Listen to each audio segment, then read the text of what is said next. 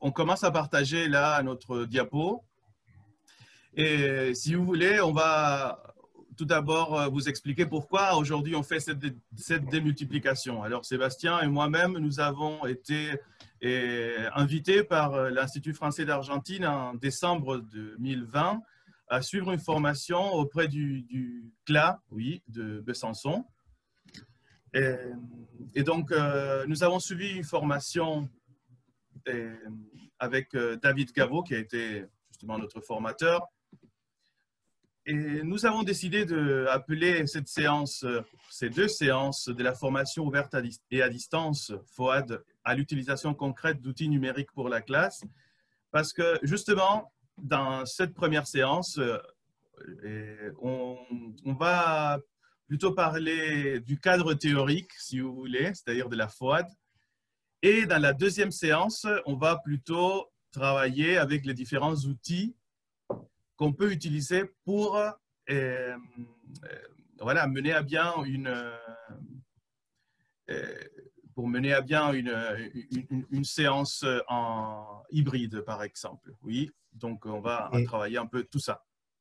Je vais déranger un instant. Quand on dit qu'on va parler de qu'est-ce que c'est que la FOAD, on dit qu'on va penser à qu'est-ce que c'est. En fait, il s'agit d'un espace ouvert, de réflexion, de participation. N'hésitez pas à nous interrompre d'ici la fin du temps. Voilà, très bien. Donc, justement, pour commencer cette démultiplication, on va parler un peu des caractéristiques principales d'une formation ouverte et à distance.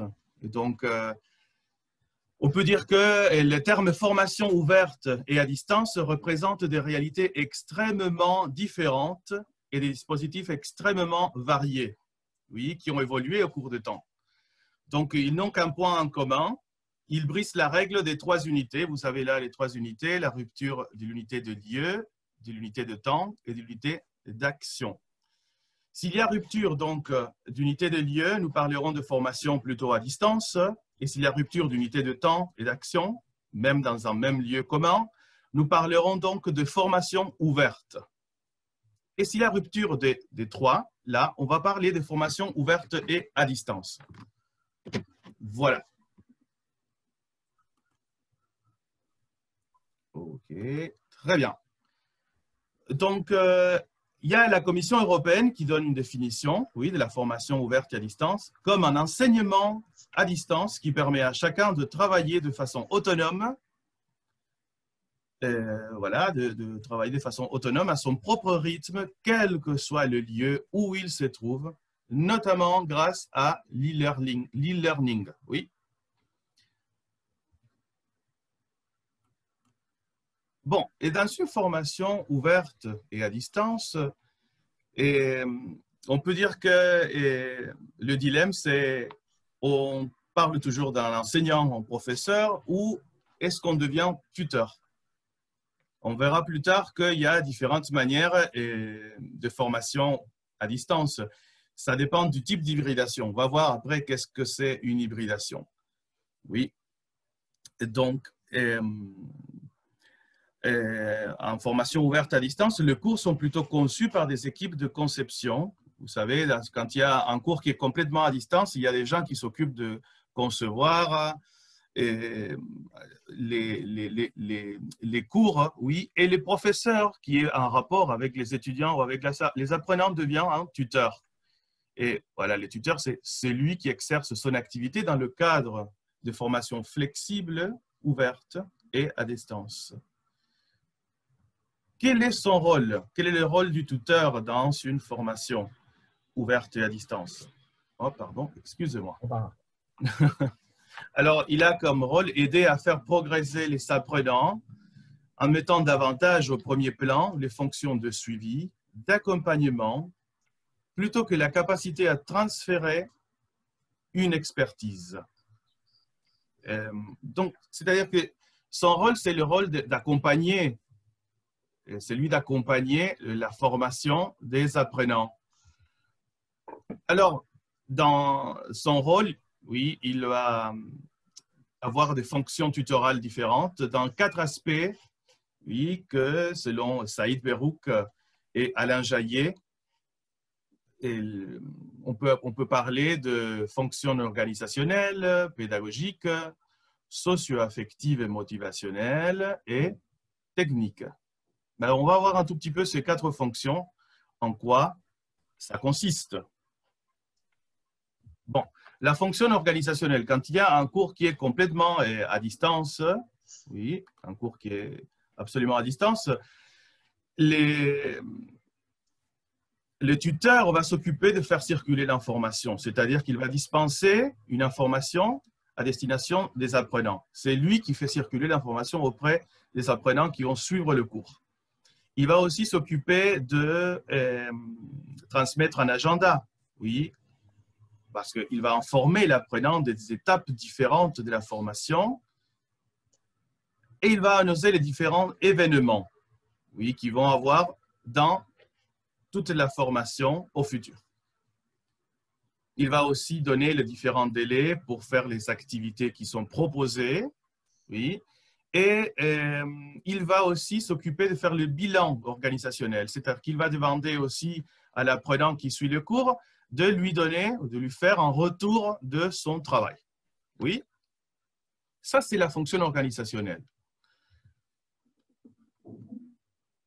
On a parlé aussi des fonctions pédagogiques. Donc, vous savez, quand on suit un cours dans une plateforme à distance où tous les cours se trouvent là et qu'on le suit de manière plutôt asynchrone, et tout le matériel, toutes les consignes de travail sont là, mais de toute façon, le tuteur va s'occuper, si vous voulez, de demander à l'apprenant s'il a bien compris la consigne qu'il doit, voilà, la consigne du travail qu'il doit faire, oui, et s'il comprend aussi la méthode, oui, la méthode à employer dans le travail à réaliser, et aussi, il va s'occuper de la correction.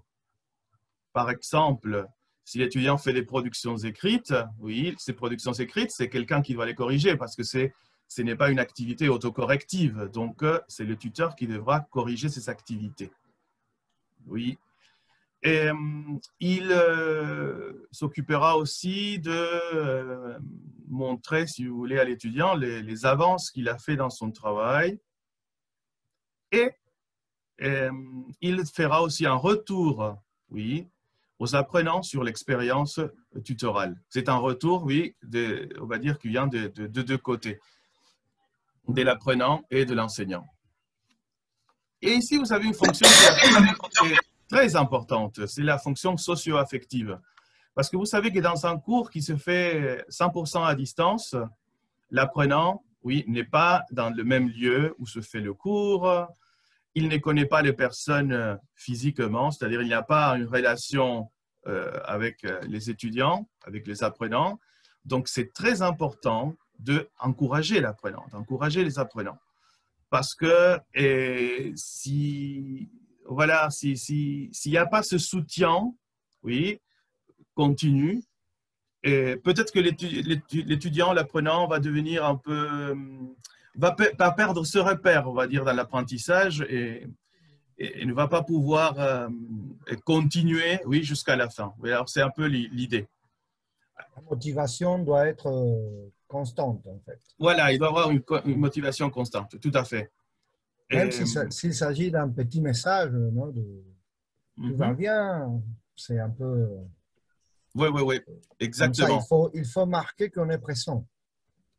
Il faut aussi solliciter la participation de l'apprenant si celui-ci, par exemple, n'est pas très actif, si on voit qu'il ne fait pas les activités qui sont prévues, s'il ne se présente pas aux entretiens, s'il y a des entretiens synchrones, par exemple. Oui. Et voilà. Donc, l'humour, oui, c'est un autre paramètre qui est très important dans ce type de formation. Utiliser l'humour pour communiquer, oui, comme on a essayé de faire aujourd'hui en début de formation, justement pour se sentir un peu plus proche, pour ne pas marquer une distance, n'est-ce pas, sinon pour se sentir justement plus proche. Voilà. Et à la limite, c'est aussi un encouragement. Oui, tout à fait. En tout cas pour nous. Et la fonction technique qui est très importante, parce que si cette formation est ouverte et à distance, aujourd'hui, les formations ouvertes à distance ne se font pas par courrier comme on les faisait autrefois. Vous vous souvenez, dans les revues, il y avait la possibilité de suivre des cours de n'importe quoi. Hein.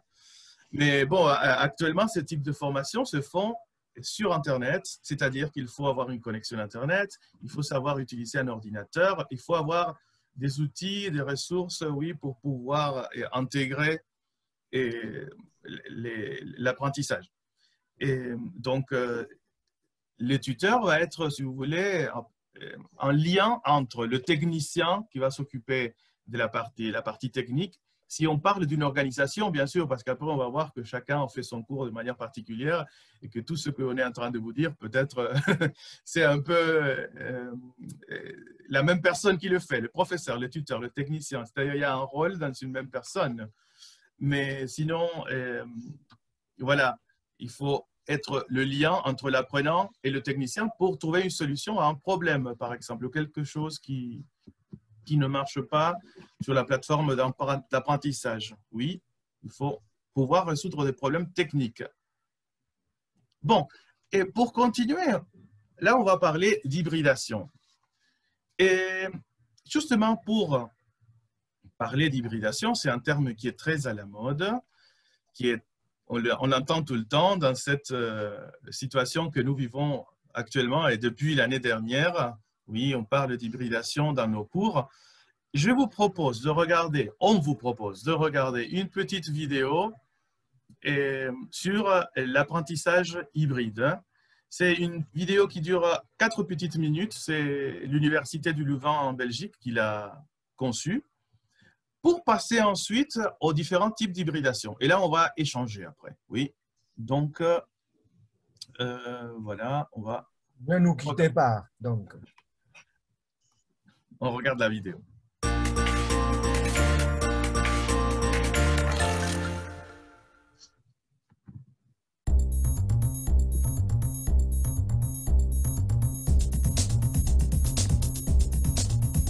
Vous connaissez certainement le concept des voitures hybrides, ces modèles de voitures fonctionnant à l'aide de 2 moteurs. L'un est électrique. Il assure la mise en mouvement de la voiture jusqu'à ce qu'elle atteigne 50 km/h. L'autre est un moteur thermique, très souvent un moteur à essence. Il prend le relais lorsque la voiture atteint une vitesse plus élevée. Il est intéressant de pointer 2 éléments à propos de ces moteurs. Lorsque le conducteur accélère très fort, les 2 moteurs fonctionnent simultanément, ce qui permet une accélération supérieure. Et lorsque la voiture décélère, l'énergie cinétique du freinage est récupérée pour alimenter la batterie du moteur électrique. On voit donc que ces moteurs peuvent très bien fonctionner indépendamment l'un de l'autre, ou au contraire, se combiner pour bénéficier du meilleur des 2 mondes. Il en va de même dans les dispositifs pédagogiques dits hybrides. Avant toute chose, qu'entend-on au juste par apprentissage hybride? Suite aux travaux de Marcel Lebrun, nous aimons dire au Louvain Learning Lab qu'un dispositif pédagogique est hybride lorsqu'il vient modifier 2 dimensions principales. Le rapport entre distanciel et présentiel, le rapport entre enseigner et apprendre. Un dispositif pédagogique hybride permet donc d'alterner entre séquences en ligne et en amphithéâtre ou en classe pour venir bonifier l'expérience d'apprentissage. En tant qu'enseignant, vous avez la possibilité de combiner cette approche pour qu'elle soit la plus pertinente et cohérente pour vos étudiants, en fonction notamment des acquis d'apprentissage définis en amont. Il est bon de noter que hybrider son enseignement peut être une bonne opportunité de dépasser le mode traditionnel d'enseignement pour aller vers des modes davantage incitatifs et interactifs, c'est-à-dire des modes d'apprentissage orientés vers la résolution de problèmes, la mise en projet, l'analyse de cas, la production et des interactions. La valeur ajoutée de la partie distancielle pourrait donc être la mise à disposition de ressources multimédia, vidéos, infographies, podcasts audio, articles. Ces ressources peuvent soit venir compléter ce qui s'est dit en classe, soit servir de support pour préparer la prochaine session. Vous l'aurez compris, la valeur ajoutée de la partie présentielle sera donc, elle, essentiellement de l'ordre du partage et de la mise en pratique. Débat, discussion, échange, mise en situation, étude de cas, afin de favoriser les interactions et la collaboration entre apprenants. Par exemple, imaginons un cours dispensé sur une période de 12 semaines, avec à chaque semaine un module traitant d'un chapitre en particulier. Imaginez à présent que vous souhaitiez fournir à vos étudiants des ressources complémentaires. Vous pourriez alors proposer, en plus de certains modules présentiels, des modules en ligne composés de vidéos et infographies servant de support à la compréhension de la matière. Mais ça ne s'arrête pas là. Vous pourriez très bien imaginer aussi de structurer vos sessions en proposant une semaine sur deux un module présentiel et une semaine sur deux un module en ligne. Celui-ci serait alors plus étoffé, plus complet, avec notamment des travaux de préparation à réaliser en amont des sessions présentielles suivantes. Ou encore, vous pourriez imaginer de mettre la majorité de vos modules en ligne et réserver quelques sessions présentielles destinées alors uniquement à des activités collaboratives avec vos étudiants. Comme vous le voyez, l'apprentissage hybride constitue une occasion de rendre votre enseignement plus motivant, plus engageant et plus moderne, tout en permettant aussi aux étudiants de développer des compétences transversales qui seront de plus en plus valorisées sur le marché de l'emploi au cours des prochaines années. Pour plus de ressources à ce sujet, téléchargez votre copie du carnet de l'enseignant en vous rendant à l'adresse UC. Voilà, donc justement, si vous voulez, vous pouvez télécharger le carnet de l'Université de Louvain et après, on vous enverra la vidéo. Oui. Et voilà, donc là, on a énoncé un tout petit peu le concept d'hybridation. Pour parler un tout petit peu, avant de passer aux différents modèles d'hybridation, et après, on continuera aussi à échanger, et on vous pose la question, est-ce que vous avez déjà hybridé?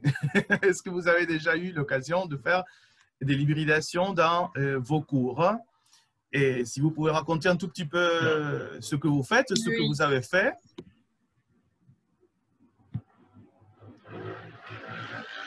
Je ne sais pas si quelqu'un… Oui, Diego. Oui, non. Et en fait, ce que je voulais dire, alors, c'est que l'hybridation, alors peut-être, comme je ne travaille pas ni dans les écoles, les collèges ou les lycées, etc., ça veut dire que je ne travaille qu'à l'Alliance. Moi, je crois que c'est déjà un mot qui revient tout le temps et que je trouve, disons, alors que c'est notre avenir 22, c'est-à-dire en 2022.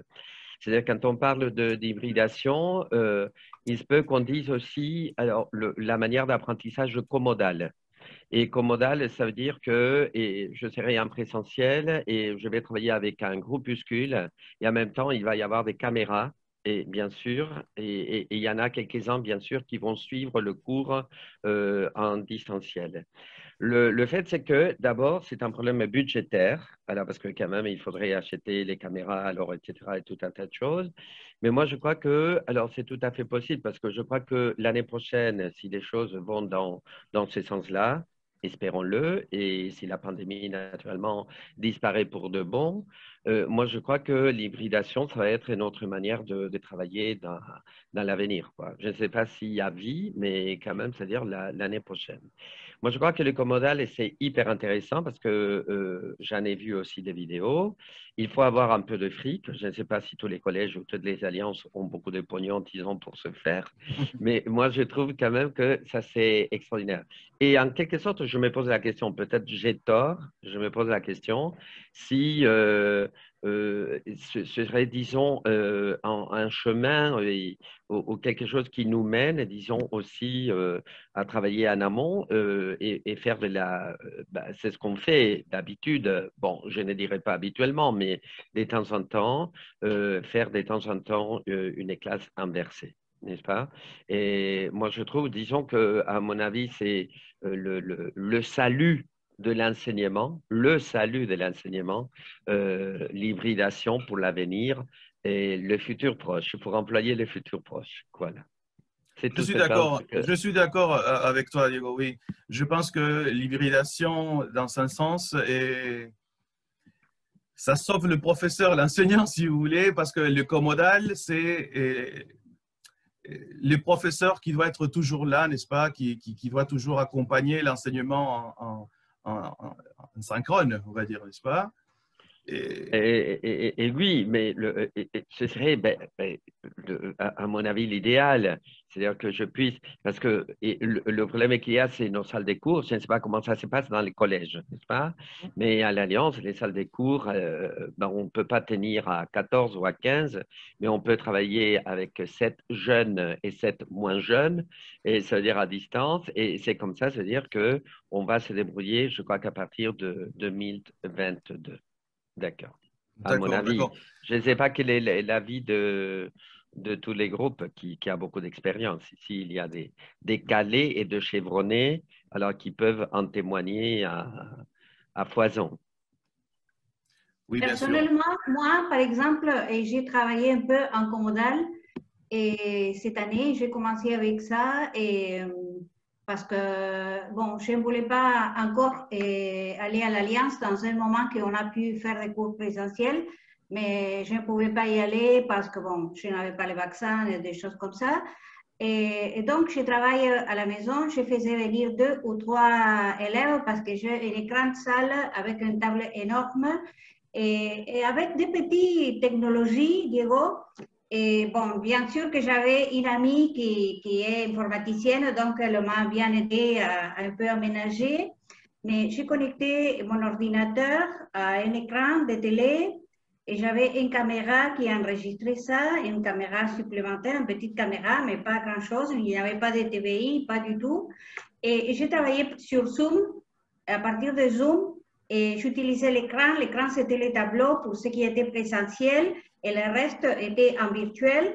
Et pour nous, cela a très bien fonctionné parce que pendant le temps que nous avons pu développer comme ça les cours, et tout le monde était content. Et si parfois quelqu'un qui venait en présentiel ne pouvait pas y assister parce qu'il pleuvait ou parce qu'il n'avait pas le temps, parce que ce jour-là, bon, je ne sais pas quoi, bon, il disait, bon, je me connecte, pour ce jour-là, je me connecte. Et on continue comme ça. C'est-à-dire que ça a été pour nous une solution très, très bonne. Peut-être, oui, qu'il faut non, améliorer, peut-être pour une alliance, bon, c'est-à-dire aménager tous les cours et tout ça, ça veut dire, oui, un grand budget, des choses comme ça. Mais bon, c'est une possibilité à envisager, je crois, pour le Tout à futur. fait. Tout à fait. Je ne sais pas pourquoi il y a cet écho. Ouais, il y a quelqu'un qui a ouvert son micro, je pense. Mais Oui, alors de attention à ce manière que vous dites et accidentelle. à ce que vous faites. Non, c'est ce que je voulais dire Et leur ferme Rapa Nui. oui, c'est ça. Je reprends ce que Graciela a dit et c'est très bien là, ce que tu as fait. Bien sûr que c'est que, eh ben, j'ai dit tout à l'heure, c'est l'idéal, mais c'est vrai qu'on pourrait faire, alors parce qu'on est hyper habitué, parce qu'on est dans l'ADESH et en définitive, tout le monde est dans l'ADESH aujourd'hui et même les alliances, les collèges, etc. Moi, je crois qu'on peut faire du comodal et maison, quoi.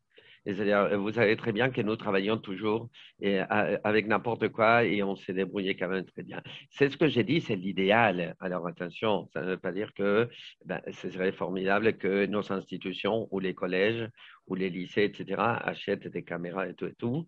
Ça m'étonnerait. Et je reprends une question qu'il y a sur le chat. Je ne sais pas si on va s'attarder, mais en fait, parce que ça m'intéresse aussi. En fait, Carolina, qui est là, dit et comment garder le soi-disant droit de cours, droit d'auteur, et quand on travaille comme ça, non? Si l'on peut partager, parce que la vidéo de YouTube était ouverte, c'est bon, mais quand on travaille avec des méthodes, et c'est une question que je me pose, en fait, je n'ai pas de réponse. On n'a pas pensé en fait, à ça, parce qu'on n'a pas reçu dans le cadre de cette formation cette question, mais c'est une question que l'on peut débattre après, si vous voulez. Et voilà. Est-ce que tu veux préciser un tout petit peu, Caroline, à quoi tu te réfères quand tu parles des droits? Ouais, parce que si je pense un peu à ce que Diego vient de dire par rapport, par exemple, aux cours inversés, aux classes inversées, et ça n'est une chose. C'est-à-dire, une microcapsule de cours inversé ne va pas durer au-delà plus de, je sais pas, 5-7 minutes. Alors qu'un cours qui va être complètement enregistré, parce que du moment où on devient public, ça peut être enregistré par nous-mêmes ou par d'autres, parce qu'avec un téléphone portable, on peut bien enregistrer. Et on a toujours fait attention on a essayé de faire attention à garder nos cours comme si c'était nos propres productions, comme si c'était un livre. Alors, on a nos droits d'auteur sur ce qu'on fait en classe. Je crois que c'est différent. Si quelqu'un vient faire une visite de cours, ben, ça porte, il y a un objectif précis pour cela. Mais pas tout le monde va faire une visite de cours. Alors, je crois que nous, d'une certaine manière, on devrait pouvoir garder nos droits sur nos cours. Et je ne veux pas dire qu'on est exclusive, je ne sais pas. Et on va éviter les répliques, mais je crois qu'il faut maintenir cette intimité qui existe à l'intérieur de cours. Oui, tu as raison de ça. Et, tu sais, moi j'ai une expérience où je travaille dans un institut de formation d'enseignants et là, on fait un peu d'hybridation parce qu'on travaille sur une plateforme de l'INFOD, oui, de l'Institut national de formation d'enseignants. Et donc là, on poste toutes les activités asynchrones. Hein, et la direction de l'Institut a décidé que tous les cours que nous faisons de manière synchrone avec nos étudiants doivent être enregistrés et doivent être postés sur la plateforme. Et donc là, c'est comme tu dis, on perd un tout petit peu l'intimité que nous avions avant dans le cours. C'est-à-dire que tout le monde peut revoir ce que nous avons fait. Et c'est-à-dire, je pense que ça, c'est pas possible parce que même si c'est des adultes dans un institut de formation d'enseignants, et les adultes aussi ont le droit de décider s'ils veulent être enregistrés, voilà, parce que je pense que ça pose de problèmes.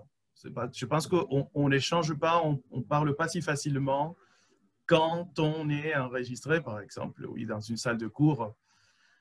Et au moins, c'est ce qu'on a vu. Oui, c'est l'expérience qu'on a eue. Ouais. Des fois, par exemple, bon, Sébastien l'a dit tout à l'heure, quand on a commencé à enregistrer, on peut bien cacher sa figure, changer son nom, mais ce n'est pas l'idéal en cours. Moi, je veux voir mes étudiants parce que moi, j'enseigne une langue étrangère, mais c'est de la communication. Et la communication, ça va de pair avec les gestes, avec tout, quoi. Et donc, je ne veux pas dire à tout le monde, bah, si vous ne voulez pas devenir star ou starlet de mes enregistrements, cachez-vous. Mais non, je crois que ce n'est pas comme ça. Moi, je fais pareil comme Mauricio, mais pas sur la plateforme de l'INFOD parce que là, j'évite d'y poster des enregistrements, mais je le fais sur Moodle. Et là, c'est une question vraiment de contrôle. Contrôle qu'on assure un cours par semaine synchrone avec nos étudiants pour éviter les plaintes. Oui, je comprends. Je comprends. Quelqu'un a de l'expérience dans des cours de primaire, dans des cours de secondaire ou dans d'autres institutions? Oui. Moi, par exemple, je travaille oui, je travaille dans une école normale. Je travaille dans les deux niveaux, primaire et secondaire. Et on a des cours qui sont bimodales, on les appelle dans l'école, et des cours hybrides. Donc, et maintenant, je crois aussi que c'est ton point de vue, l'enregistrement. Parce que les élèves dans l'école primaire et dans l'école secondaire ne se demandent pas, ne posent pas de questions si on doit cacher l'image. Ça, c'est mon expérience. Donc, ils n'ont pas beaucoup de problèmes, même si on a un contrôle par rapport aux droits des images et des vidéos qui est en charge de l'école. On a aussi une plateforme et on a la chance d'avoir une salle tout à fait technologisée, je ne sais pas comment dire ça, a été donnée par Samsung. Donc, on a la possibilité de faire des cours écomodales, je crois qu'il a dit, comment dit Diego. c'est vraiment exceptionnel, la réponse et les échanges aussi entre les élèves, parce qu'on a des cours qui sont très nombreux. Moi, par exemple, j'ai 30 élèves. Je ne peux pas les voir toutes les semaines ou chaque 15 jours. Donc, la modalité hybride pour quelqu'un qui ne peut pas venir parce qu'il y a des problèmes de santé, l'écomodal, c'est génial. C'est sûr. Je crois que les adolescents maintenant ne se posent pas beaucoup de questions par rapport à l'enregistrement. Même ils demandent d'enregistrer le classe, qu'après ils peuvent revoir et ils aiment être dans les enregistrements. Je crois que c'est aussi la mode de TikTok, tout ça. C'est possible, oui. Et pardon, et c'est la seule chose, la dernière alors que j'ai dit, parce que sinon je parlerai trop. Et donc, ce que je voulais dire, que sur les plans marketing, bon, heureusement ou malheureusement, je travaille dans une boîte privée. Et donc, vous voyez très bien que l'argent, ça compte énormément parce qu'il faut que ça rentre, quoi. Et donc, et vous savez très bien que pour nous, ça va être coûte que coûte l'année prochaine, c'est-à-dire l'hybridation, parce que sur l'ensemble d'élèves, heureusement, il y en a beaucoup à l'Alliance, 20%, c'est des Argentins habitant à l'étranger. Et donc, il y a des Argentins à Miami, à New York. J'ai des élèves, par exemple, qui sont en Italie, en Espagne, en Scandinavie, etc. Mais pourquoi? Parce que, bien sûr que pour eux, c'est beaucoup moins cher payer c'est-à-dire la quote à Alliance française que payer là-bas, c'est-à-dire des autres instituts à l'étranger. Et on ne peut pas perdre ces élèves-là que grâce à Zoom, nous avons pu les capter. Et donc, et vous voyez très bien que pour nous, c'est un avantage. Voilà pourquoi que vive l'hybridation. Je pose une petite question à Alejandrina, en fait. Et la mise à jour technologique de Samsung, ça a été fait lors de la pandémie, en fait, à partir de la pandémie, ou c'était au préalable, c'était un coup de chance, en fait? En réalité, ça a été préalable. Je crois qu'on compte avec cette salle il y a 5 années, à peu près. Ça a été un prix d'un concours. C'était grâce à 2 élèves de l'école qu'on a cette salle-là. Et on a déjà commencé avec le cours en hybride, je crois qu'en 2018-2019. C'était avant la pandémie, parce qu'on compte avec beaucoup des élèves qui ne peuvent assister à l'école de manière présentielle. Donc, on avait commencé à faire ce type de cours. Et en plus, parce qu'on a des cours qui sont très nombreux. Donc, en général, l'école compte avec des cours de 37 élèves, mais en français, il y a certains cours qui sont les dernières années de chaque niveau qui ont 40 ou 45 élèves. Donc, c'est à cause de cela qu'on a la chance d'avoir cette salle avec un TDI qui est tactile en plus. Donc, et grâce à Dieu qu'on a ça, qu'on a pu survécu un peu la pandémie. D'accord, oui, c'est génial. Encore une petite chose, il y avait Karina de Pilar qui levait la main ou qui avait levé la main. Oui, bonjour. Bonjour à tous, merci. Voilà. Bonjour. Oui, j'ai un problème de connexion, j'ai dû me reconnecter. Et, je voulais vous raconter en fait que je travaille dans une école primaire avec des petits de 6 ans, de 6 et 7 ans. L'année dernière en virtuel, complètement en virtuel. Et cette année, en début d'année, nous avons travaillé en présentiel un petit peu pendant le matin, c'est-à-dire synchrone. Et ensuite, synchrone présentiel. Et ensuite, l'après-midi, on faisait justement du synchrone, mais à travers Zoom. Et de la synchrone à partir des outils proposés par Classroom, disons. On en profitait pour utiliser d'autres outils, Padlet, Book Creator, Genially, d'autres choses qui faisaient, disons, les cours un peu plus amusants, surtout pour des enfants de 6 ans. Il fallait faire des séances courtes. À Buenos Aires. Comment? À Buenos Aires, tu es là? À Buenos Aires, à Buenos Aires. À Buenos Aires. Et donc, il fallait, disons, être créatif, choisir surtout des choses simples, mais attirantes. Et surtout m'appuyer sur les jeux. Quand on parlait justement quand on faisait du langage oral, ce sont des enfants qui commencent à découvrir la lecture, qui commencent à découvrir l'écriture. Donc, il fallait jouer, disons, sur ce qu'ils savaient déjà faire en espagnol pour pouvoir passer vers le français. Et ça a été dur. L'année dernière, ça a été dur parce que j'ai dû créer beaucoup de choses sans savoir le faire. Cette année, c'est un peu plus facile parce que j'ai déjà ce que j'ai créé l'année dernière, donc ça va. Et bon, mais c'est vrai qu'être avec eux en présentiel dans les salles, c'est autre chose, c'est différent.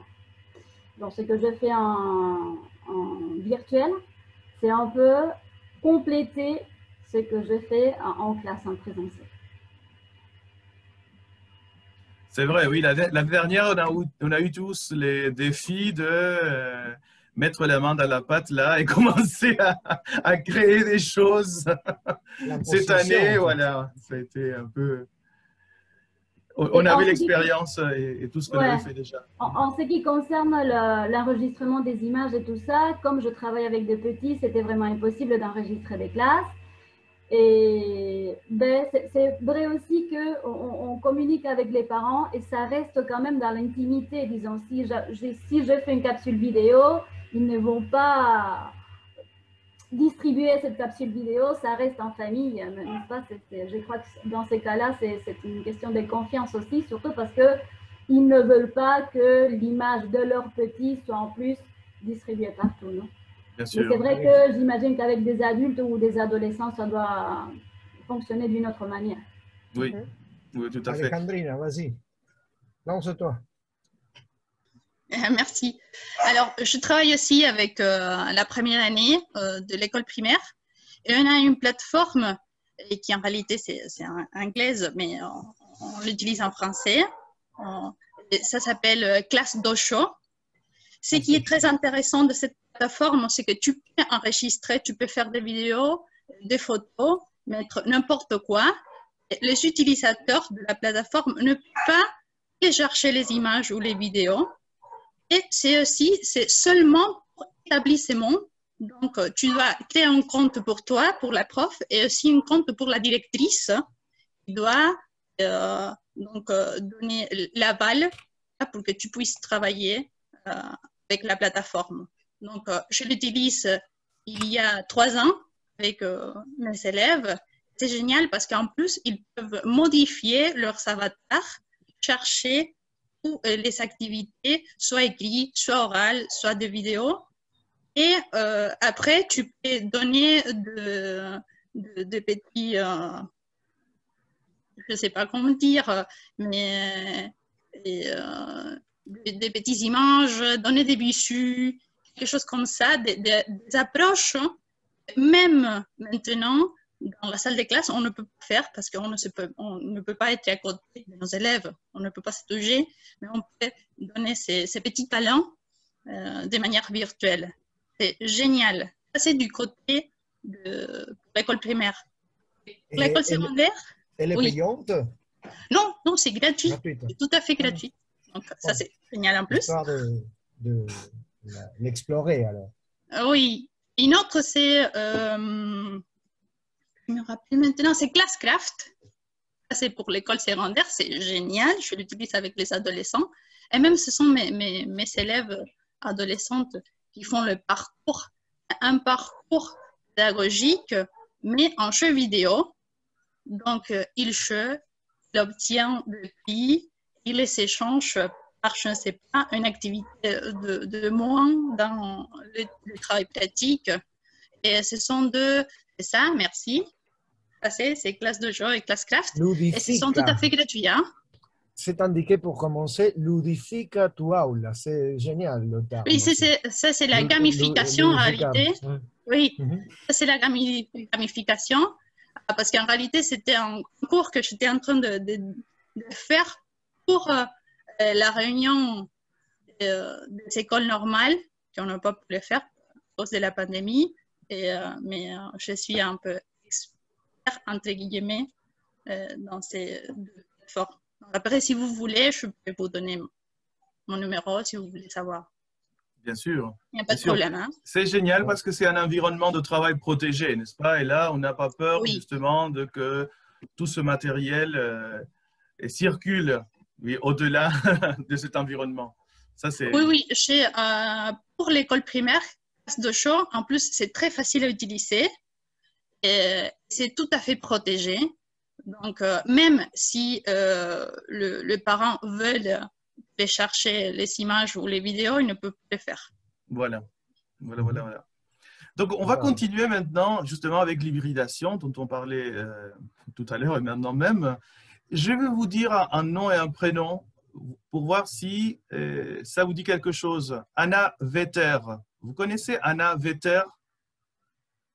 Est-ce qu'elle est là? Est-ce qu'elle est venue? Non, elle n'est pas là. Mais Anna Vetter est venue en Argentine il y a à peu près un peu plus de 10 ans, je dirais. Oui, et c'est des premières formations qu'on a eues justement sur tout ce qui est l'éducation à distance. Et voilà, on a eu l'agréable surprise que David, notre formateur, a donné, voilà, justement, on a parlé de sa manière de hybrider. C'est pour ça que maintenant, je vais vous partager de nouveau l'écran. Oui. Tout se passe bien. Jusqu'ici, tout va bien. C'est Louvain. Oh, pardon. Voilà. Donc, on va parler des types d'hybridation en FOD. Et justement, voilà, c'est Anna, oui, qui parle des compétis. Compétis, parce que c'est compétences en TIS, justement, les compétis. Pour parler de 5 scénarios différents. Regardez, vous avez là une flèche qui va du présentiel au distanciel. Et vous allez voir, il y a le présentiel enrichi, le présentiel augmenté, le présentiel allégé, le présentiel réduit et le présentiel inexistant. Et donc, on va... Oui, c'est ça, ou presque quasi inexistant. Et on va voir un tout petit peu en quoi ça consiste, ce type d'hybridation. Et après, justement, on va en reparler on va parler un tout petit peu des expériences personnelles. On va commencer donc par les présentiels enrichis. Là, vous voyez qu'il y a une petite image, donc il y a le présentiel, c'est l'image en jaune, oui, et dans l'image, vous voyez qu'il y a le petit ordinateur, c'est-à-dire que le présentiel enrichi, oui, c'est durant la classe présentielle, oui, ça désigne l'utilisation en classe par le formateur ou par les apprenants des outils de présentation et des ressources multimédia. En présentiel enrichi, c'est quand on utilise en classe, par exemple, un diaporama comme en ce moment, un PPT, ou quand on utilise, par exemple, des applis Kahoot ou Mentimeter, ou simplement en tableau numérique, si vous avez la chance d'en avoir un dans vos établissements. Oui, donc là, c'est le présentiel enrichi. Si on continue avec le présentiel augmenté, regardez l'image, vous allez voir, il y a l'ordinateur se trouve justement avant et après la classe en présentiel parce que justement, c'est des activités qu'on peut faire avant la classe, comme la mise à disposition de ressources, par exemple, des activités de compréhension, avec des exerciceurs. Justement, les exerciceurs, ce sont les applications qu'on verra plus tard pour utiliser dans nos cours. Ou des activités que je peux proposer après. Oui. Accès aux ressources du cours, des résumés de cours, oui, ou des échanges entre les professeurs, oui, et l'élève. Ça va? Donc là, c'est le présentiel augmenté. Et si vous voulez, la classe inversée pourrait être en présentiel augmenté parce qu'il y a avant, n'est-ce pas, l'étudiant, l'apprenant va être, va lire, va consulter tout le matériel, oui, qui aura à travailler de manière autonome pour pouvoir ensuite poser des questions, échanger avec les autres apprenants et le formateur. Ensuite, vous avez des dispositifs mixtes, c'est-à-dire là, on rentre vraiment dans une hybridation mixte, oui, présentielle et distancielle. Et dans la présence, voilà, les types de présentiel allégé, donc, oui, c'est un dispositif dans lequel l'essentiel de la formation se réalise en présentiel, mais il y a certains cours qui sont remplacés intégralement par des modules en auto-formation. C'est ce que vous voyez aujourd'hui, par exemple, aujourd'hui, quand on a vu la vidéo, oui, c'est un peu ce qu'on proposait comme type de cours. Alors, il y a des séances des modules d'auto-formation, le travail collaboratif qu'on fait de manière asynchrone, ou le tutorat en ligne, par exemple. Dans les dispositifs mixtes, il y a le présentiel réduit, et là, l'essentiel de la formation est hors présence de l'enseignant. L'enseignant va intervenir pour préciser, pour réexpliquer, pour motiver, pour évaluer. Et on arrive au présentiel inexistant ou quasi inexistant. Pourquoi on parle de présentiel quasi inexistant? Parce que pour dire qu'il est tout à fait inexistant, il faut pouvoir évaluer à distance. C'est-à-dire, quand on parle d'évaluer, je parle d'une évaluation sommative, d'un examen, oui, pour obtenir un diplôme, par exemple. En général, ça ne se faisait pas avant. C'est-à-dire que même s'il y avait des cours tout à fait à distance, il fallait aller à l'établissement ou quelque part pour passer un examen, oui, pour prouver qu'on avait obtenu le cours. Mais depuis l'année dernière, pas mal d'universités, pour ne pas dire toutes les universités, les instituts de formation d'enseignants, les écoles primaires, les secondaires, toutes les institutions ont dû faire passer des examens à distance, sauf l'Alliance française qui n'a pas proposé le DELF à distance parce que là, c'est impossible, non? C'est absolument en présentiel. Bon, donc, vous avez là les typologies d'hybridation. Si vous voulez, vous pouvez réfléchir un tout petit peu et nous dire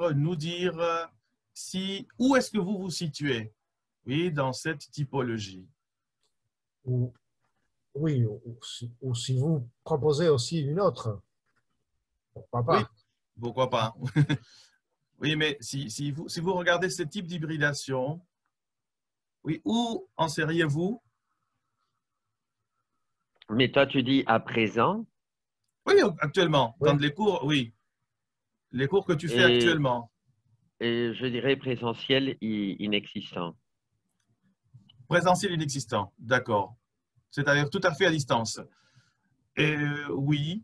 Mais et bien sûr que quand tu as dit que le FEI, c'est-à-dire le FEI, l'ancien CIEP, c'est une question des paresses de la part du CIEP, des n'avoir pas en quelque sorte conçu, ça veut dire, et les examens à distance. Je ne sais pas pourquoi. Parce que nous, pour les évaluations, eh ben, nous créons de Google Forms et à partir de Google Forms, ça veut dire qu'il n'y a pas de souci. Mais de toute façon, moi, je crois que c'est une paresse de la part des Français. OK. Oui, attention, il ne faut pas tomber dans le piège parce que quand on dit présentiel inexistant, pour que ce soit un présentiel inexistant, il faut avoir des activités en distanciel, asynchrone et synchrone. Si moi je propose un cours qui est 100% synchrone, ce n'est pas du présentiel inexistant parce que je fais exactement la même chose que dans mon cours parce que c'est moi le prof, oui, qui est avec mon cours tout le temps de manière synchrone, qui donne les consignes et qui fait participer les étudiants. Donc là, on pourrait dire que même si ce n'est pas présentiel, c'est à distance, mais c'est synchrone, c'est à 100% synchrone. Donc, c'est-à-dire c'est à peu près la même chose que le présentiel, si vous voulez. Pour pouvoir parler d'un présentiel inexistant, il faudrait penser aussi à des activités asynchrones. Est-ce que tu proposes des activités asynchrones dans tes cours, Diego? Oui. D'accord. Ben, alors, des travaux en amont. Ça dépend aussi du niveau et du niveau des élèves, etc. Mais en amont toujours. Alors, puis après, pour travailler d'une manière collaborative, disons en classe, oui. Et en amont et en aval. Oui, d'accord. D'accord. Quelqu'un d'autre voudrait partager J'ai une question. Oui. Bon. Donc, quand on parle de présentiel inexistant ou réduit, c'est la manière, l'effet d'être physiquement. Oui, c'est ça. Comme tu as dit. Tout à fait. C'est pour clarifier le concept. Oui, parce que si vous voulez, ce type d'hybridation qui a été conçu par un naveteur, ça date un tout petit peu, mais bon, ce qu'on dit avec Sébastien, c'est que nous partageons avec vous ce que nous avons fait dans notre formation. On n'a pas voulu non plus mettre nos considérations personnelles. C'est pour ça qu'on a nommé David Gavot, parce que c'est justement ce qu'il lui nous a proposé, n'est-ce pas? Mais dans cette situation de pandémie, c'est vrai que le présentiel et le distanciel synchrone, en fait, c'est la même chose, parce qu'il n'y a pas d'autre chose à faire, il n'y a pas d'autre possibilité, surtout l'année dernière, en 2020. De toute façon, par exemple, quand on explore les textes d'il y a 10 ans en France, et parfois on s'y retrouve parce qu'il y a des problèmes de connectivité. En fait, on parlait, attention au chat, parfois ça ne marche pas bien. Il y a 10 ans, 15 ans, et on est encore là. Et en fait, pas entre nous, mais c'est vrai que si l'on bosse à l'école publique, et ça dépend de quel quartier, de quelle ville, mais les problèmes de connectivité sont là, clairement. Tout à fait. Donc, c'est vrai qu'on peut réfléchir à ça, mais après, le territoire pose d'autres questions et demande d'autres solutions parfois. Et Maurice, je peux te poser une question. Pourquoi vous avez placé le Kahoot en présentiel enrichi? Alors, le présentiel enrichi. Et parce que le Kahoot, pourquoi? Parce que le Kahoot, tu vas l'utiliser dans la salle de classe. C'est-à-dire que tu es dans la salle de classe et tu vas proposer une activité à faire avec tes étudiants. Tu vas projeter l'écran sur, par exemple, le tableau ou sur ton TBI, si tu en as un, et que les étudiants, les apprenants vont être là avec leur téléphone, à participer dans la classe. Et c'est pour ça que c'est en présentiel enrichi. C'est l'utilisation, si tu veux, d'un outil numérique dans la salle de classe. Oui, mais moi, j'ai l'ai fait, et disons aussi en présentiel inexistant. D'accord. En fait, oui, d'accord, Déo, mais on peut penser que présentiel inexistant, on va plutôt dire manière synchrone ou asynchrone, si tu veux. Pour pouvoir faire le Kahoot, il faut être de manière asynchrone. C'est-à-dire, il faut que tu dois être connecté avec tes étudiants de manière synchrone. Oui, synchrone. Synchrone, oui. De toute façon, en pandémie, en fait, moi, j'ai utilisé le Kahoot jeudi dernier et je le déconseille vivement parce que j'étais avec des enfants de la 5e, en fait, des enfants de 10-11 ans. Et justement, pour utiliser l'écran de référence où il y a des questions, j'utilisais mon ordi. C'est un ordi petit comme ça, non? Et donc, tout le monde s'approchait et le protocole est inexistant. On peut parler de présentiel enrichi, protocole inexistant, ça ne marche pas. Oui, parce que tu n'avais pas la possibilité d'avoir un grand écran, oui, c'est ça. Oui, c'est ça. Parce que les installations de l'école ne te fournissaient pas un écran. En revanche, il était hyper motivé, très branché là-dessus. Même, on peut utiliser les Kahoot de manière asynchrone. Il y a la possibilité sur l'appli pour l'utiliser de manière tout à fait asynchrone. Je l'ai fait dans une asynchronie complète avec mes élèves. Parce que quand on fait maintenant, par exemple, ma ville, c'est en phase 2, presque phase 1. Donc, il y a un mois, je suis enfermée. Donc, c'est tout à fait asynchrone ou synchrone, on change, mais la présentialité, c'est inexistante.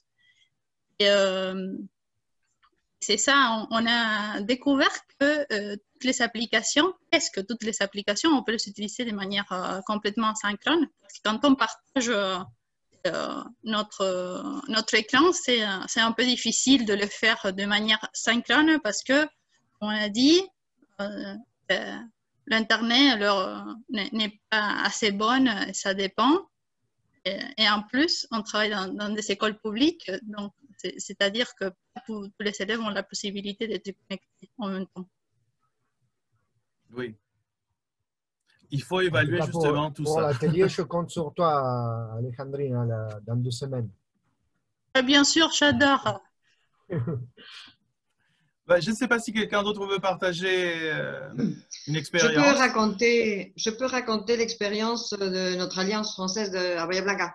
Bien sûr. Et on s'est organisé comme ça et c'est Patricia Matulo, notre nouvelle directrice, qui a proposé ça, mais bon, elle est coordonnatrice depuis très très longtemps. Et elle nous a proposé de faire, par exemple, j'ai 2 cours universitaires de 30 personnes, et niveau 1 et niveau 3, niveau 2, disons. Et ce qu'on fait, c'est, par exemple, ils avaient cours 2 fois par semaine, 2 heures. Alors, ce que je fais maintenant, c'est de façon synchronique, je donne un cours de 1 fois par semaine de 2 heures. Et le reste, on travaille avec des guides. Et on fait un guide avec des capsules vidéo, des exercices à faire en autonomie, des exercices interactifs, autocorrectifs, des choses comme ça. Puis, comme tu as bien dit, au moment de parler de l'hybridation, ce qu'on fait pendant les 2 heures de classe synchrone, disons, c'est partager, faire des jeux, prendre la parole, réfléchir à propos de la grammaire, des consultations, etc. Et ça marche très, très bien. Oui, c'est sûr. Mais bon, c'est vrai que au moins les universitaires, ils ont un rythme de travail, ils sont habitués à travailler un peu comme ça, disons, en autonomie, disons. Ça c'est génial. Ils ont une, comment est-ce qu'on dit, une habitude d'étudier, de réfléchir. Bon, c'est vrai que c'est... Mais bon, ça, c'est pas pour les universitaires seulement, c'est pour tout le monde à l'Alliance. Et je ne sais pas, je vois ici, il y a une copine de l'Alliance de Bahía Blanca et elle travaille avec d'autres publics. Je ne sais pas quelles sont ses impressions. Et Ana Paula Aguilar. Oui, avec moi. Oui, c'est vrai, je voulais dire justement ça qu'à partir de cette année, l'année dernière, il y avait quelques profs qui ont voulu faire cette hybridation, mais cette année, c'était pour tous les cours et ça marche très bien, même parce que j'ai un cours de niveau 3 avec des universitaires et aussi des adultes. Mais ça marche bien. Ce qu'il faut faire, c'est avoir ces données en guise en autonomie qu'ils peuvent, avec tous les consignes et bien guidées. Et de cette manière, ils arrivent à le faire. Oui, je pense que c'était une très bonne idée. Mais c'est vrai que ça dépend du public ou la connexion de chaque élève. Mais de toute façon, tout le monde ou presque tout le monde a un portable. S'ils ne peuvent pas avoir ça avec un ordinateur, ils peuvent le faire avec les portables quand ses parents arrivent à la maison. Oui, mais de toute façon, je pense que ça a bien marché. C'est génial. C'est une bonne expérience alors à partager ça. Oui, ça prend du temps, c'est vrai, parce que moi, l'année dernière, je n'ai pas osé à faire des classes en autonomie, la moitié asynchrone en autonomie et l'autre moitié de la semaine synchrone. Je fais tout synchrone, mais c'est vrai que ça prend du temps, mais après, on a le matériel et nous pouvons réutiliser. Et ça, c'est très bien. C'est génial. Merci de partager des impressions, Anna. Alors, on va continuer, si vous voulez, on va continuer avec un exemple de scénarisation à partir de ce qu'on connaît, c'est-à-dire d'une unité didactique. Et pour avoir une idée plus précise, comment introduire, on va dire, des séances synchrones et asynchrones. Donc, bon, comme vous savez, dans une unité didactique, on peut séparer en 3 parties. La partie de la réception, le traitement de la langue et la production. Donc, dans la réception, nous avons l'anticipation, la compréhension globale et la compréhension détaillée. Dans le traitement de la langue, le repérage et la conceptualisation. Et finalement, pour la production, il y a la systématisation et la tâche finale. L'exemple que nous allons vous fournir, oui, c'est un exemple donné par David, notre formateur. Malheureusement, nous n'avons pas des documents. C'est-à-dire, il nous a présenté l'idée, mais c'est vrai qu'avec les documents, on aurait une idée plus précise. Parce qu'il faut imaginer un tout petit peu ce qu'il a pu présenter comme document. Donc, on va commencer justement avec les activités de réception. Il propose ça dans une classe virtuelle qui pourrait tranquillement être une classe en présentiel ou en distanciel, de manière synchrone. Et pour l'anticipation, le thème qu'il va traiter dans cette unité didactique, c'est la famille. La famille et l'arbre généalogique. Donc, comme activité d'anticipation, il propose un échange à partir d'un concept, le concept de famille et de généalogie.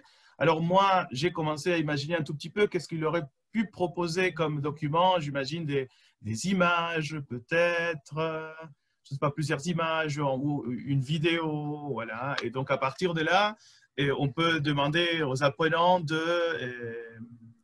on va dire, d'imaginer ou de donner des concepts sur la famille, n'est-ce pas, de leur poser des questions. Ça, c'est pour anticiper le sujet. Pour la compréhension globale, alors, il va donner un document support.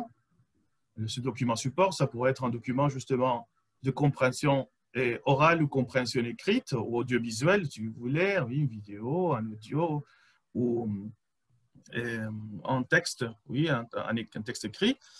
Et voilà, lui poser les questions de la compréhension globale. Qui parle à qui, de quoi?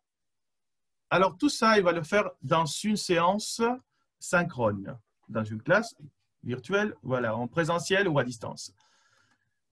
Ensuite, pour la dernière activité de réception, c'est-à-dire la compréhension détaillée, sur une plateforme, alors la plateforme de travail, ça peut être, je ne sais pas, ça peut être voilà, Google Classroom, ça peut être un Moodle ou un Edmodo, voilà, la plateforme. Edmodo, Classe Dojo maintenant aussi. Voilà. Et Classcraft. Et la compréhension détaillée, voilà, ce sera identifier le prénom entendu.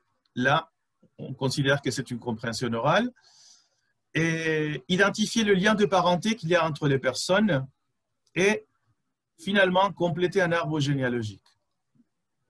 Voilà, là on finit avec les activités de réception et on passe au traitement, c'est-à-dire on va travailler le repérage et la conceptualisation aussi de manière asynchrone sur une plateforme, des activités asynchrones. Le repérage, il va proposer à partir de la transcription, repérer comment le locuteur présente le membre de sa famille. Et là, il va utiliser des exerciceurs autocorrectifs. Justement, ces types d'exerciceurs, ce sont les exerciceurs que nous allons voir, les applications que nous allons voir et dans la séance du 26. Oui, vous savez, aujourd'hui, c'est la séance la plus théorique, si vous voulez, le cadre théorique, et la prochaine, ce sera plus pratique.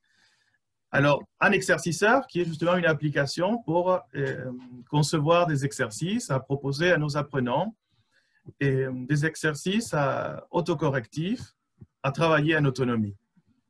Ça, c'est pour le repérage. Et pour la conceptualisation, il propose de classer les éléments par genre et par nombre dans un tableau de 3 colonnes, aussi avec un exerciceur autocorrectif.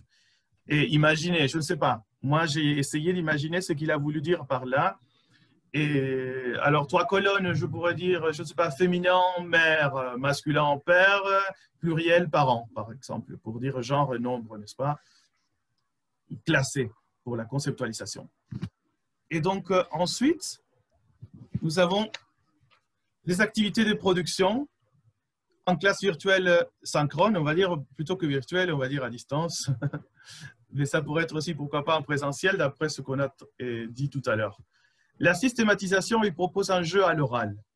Le jeu qui est qui, alors avec des cartes que les étudiants doivent piocher, où il y a peut-être les mêmes personnes qui se trouvent dans la vidéo ou qui se trouvent dans l'exercice qu'on a travaillé dans la compréhension détaillée. Et que les apprenants, oui, doivent piocher une carte là et trouver le lien de parenté qu'il y a entre les différentes personnes pour la systématisation. Et finalement, de manière asynchrone, sur une plateforme, il propose la tâche finale, présenter sa famille. Donc là, vous voyez que la tâche du professeur sera plutôt celle d'un tuteur, c'est-à-dire parce que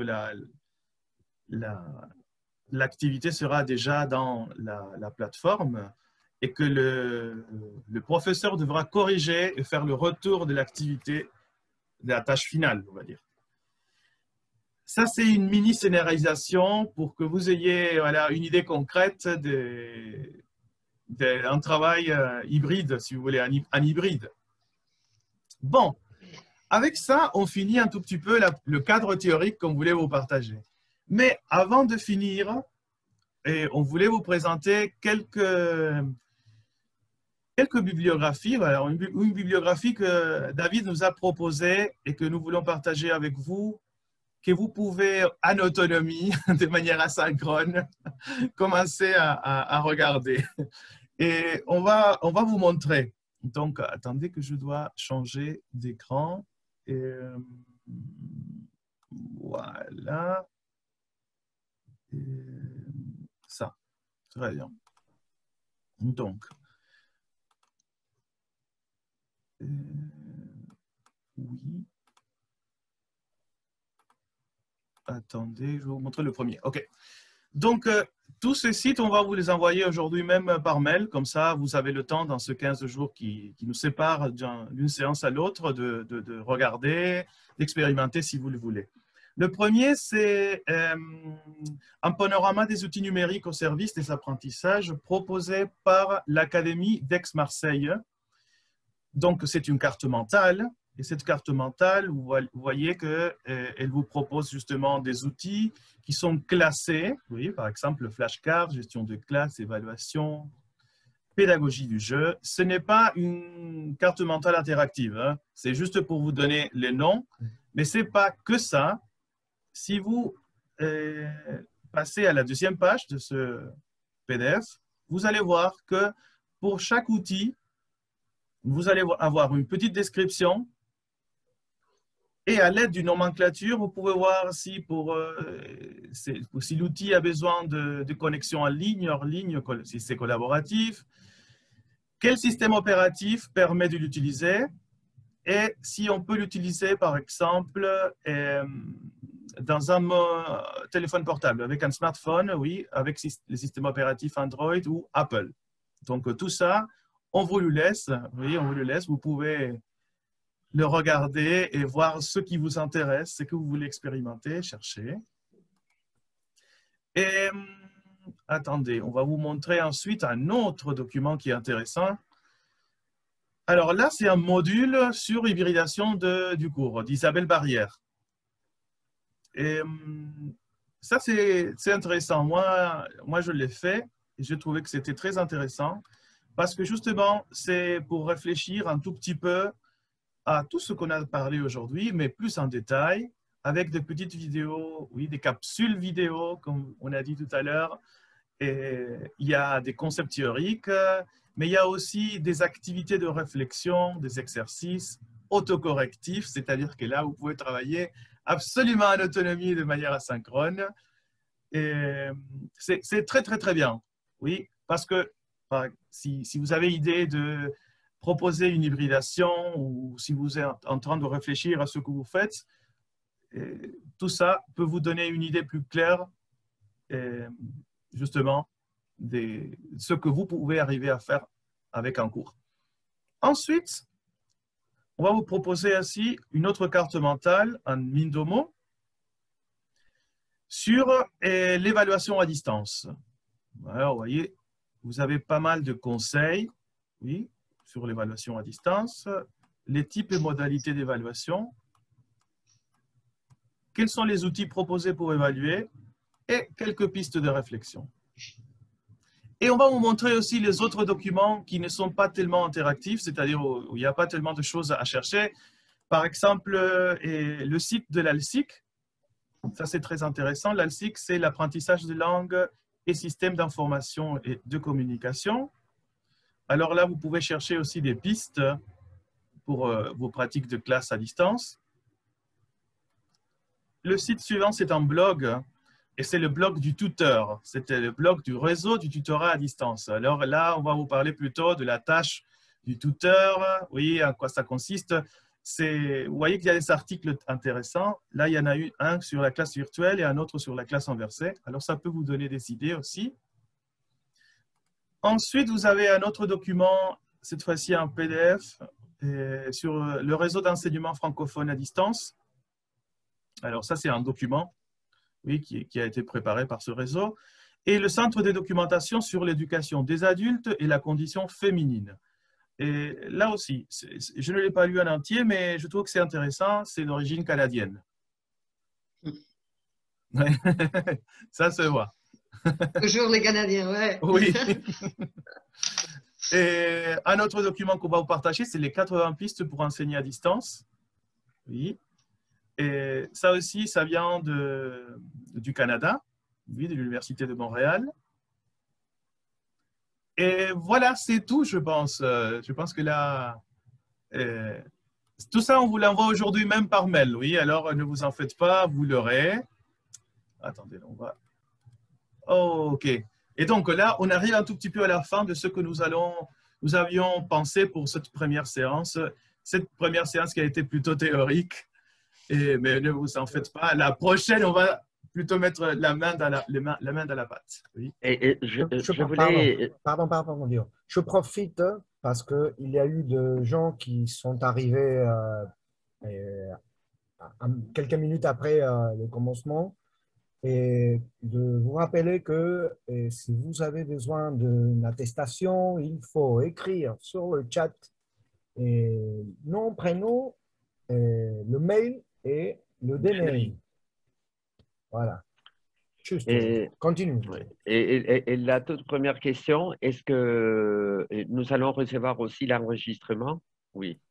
L'enregistrement va être posté par l'IFA et je suppose que la semaine prochaine sur YouTube. D'accord. Et l'IFA n'est pas proposé, non? Alors, la même formation pour les citadins? Pour les citadins. Et pour les gens des Cava, pour les gens des Cava, non.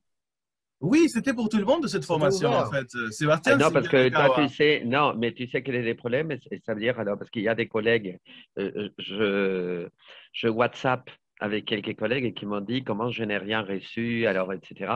L'IFA l'a diffusé, hein. C'est l'IFA qui a diffusé. Mais ça a été peut-être le problème des associations qui n'ont pas communiqué, quoi. Et bon, alors après, je vais te contacter, Mauricio, parce que j'ai une idée et peut-être, ça veut dire, alors c'est un truc tout à fait individuel avec mes profs, mais ce serait, disons, pas collaboratif, sinon une collaboration pour vous deux. Alors, parce que vraiment, il y a des profs qui me disent, non, c'est pas possible. Avec Sébastien, on est toujours disponible, n'est-ce pas? Disponible et disposé. Oui, bien sûr. Vous êtes dispo. Mais pas pour quoi que ce soit, non? Pas pour quoi que ce soit. Ah, là, il faut voir.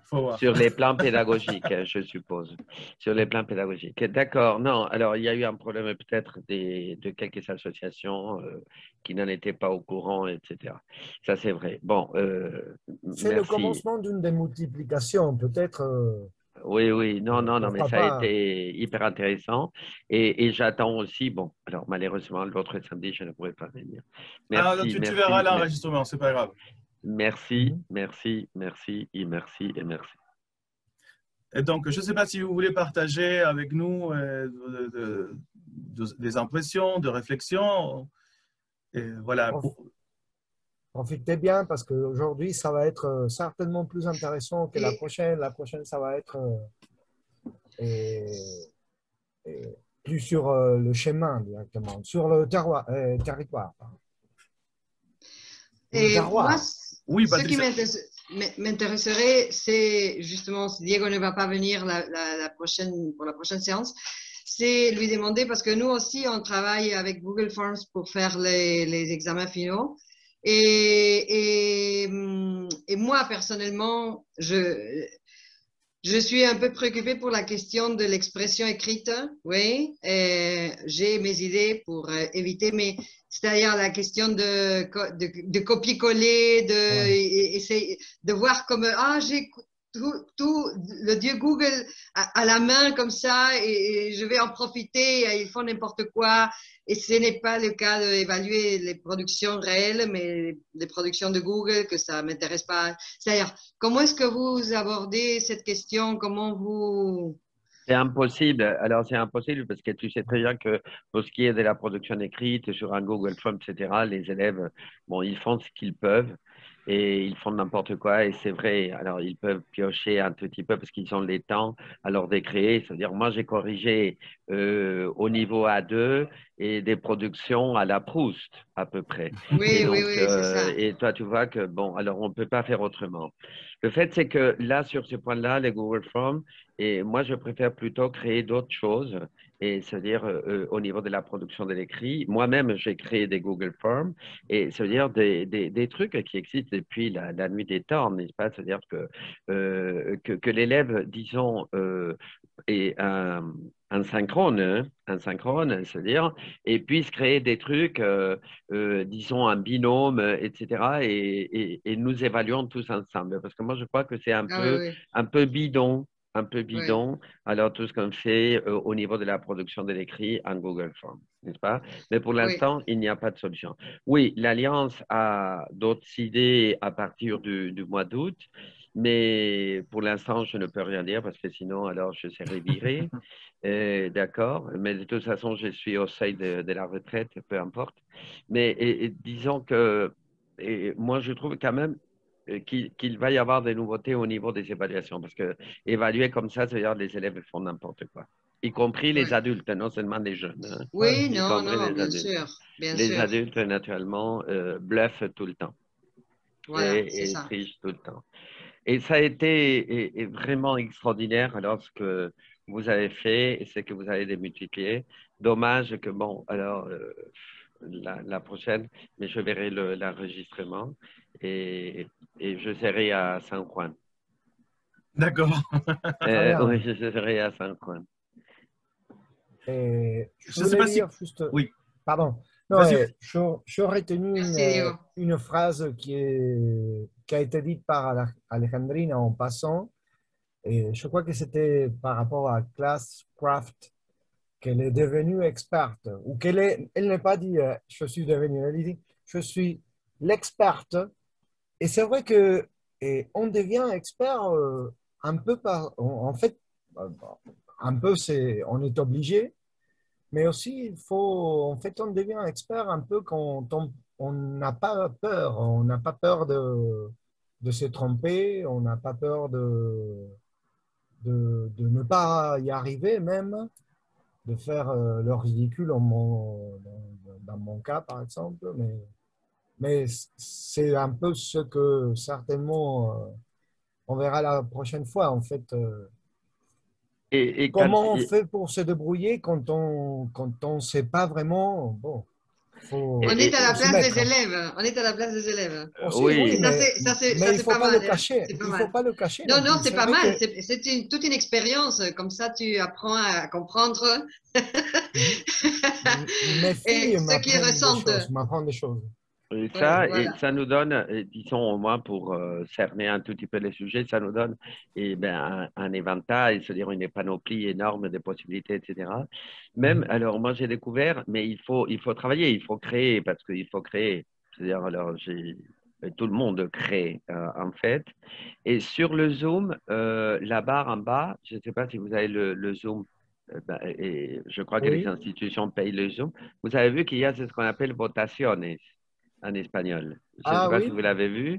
Et là, moi, j'ai créé, je ne sais pas en quelle langue vous l'avez. Moi, j'ai créé des trucs incroyables avec mes élèves au niveau B1, etc.